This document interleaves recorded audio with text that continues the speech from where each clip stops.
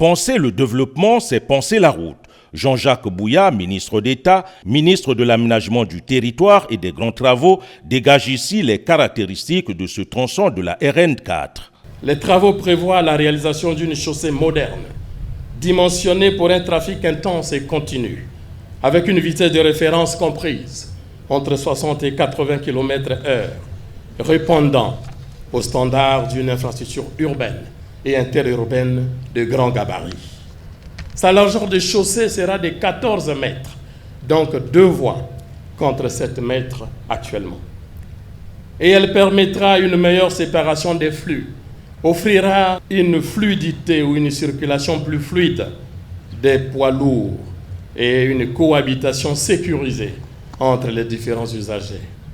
Des trottoirs de 1,50 m à 2 mètres de largeur seront aménagés de part et d'autre afin d'améliorer la sécurité des piétons ainsi que les aires de stationnement pour autobus, pour une meilleure organisation du transport dans les deux sens. L'assainissement, l'élément fondamental de la durabilité de l'ouvrage, dans un environnement fortement urbanisé et exposé aux eaux de ruissellement, serait assuré par des caniveaux latéraux de section variable et surtout des collecteurs en béton armé sur un linéaire de près de 8280 mètres. Cette conception tient compte de la configuration urbaine existante, marquée notamment par l'implantation d'habitations dans certaines zones de points bas.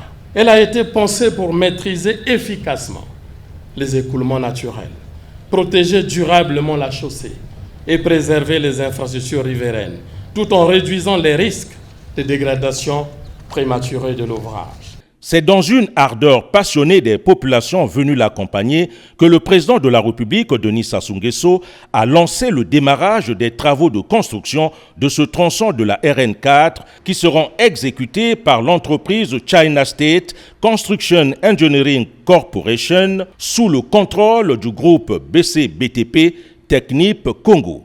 Le coût des travaux est de près de 42 milliards de francs CFA.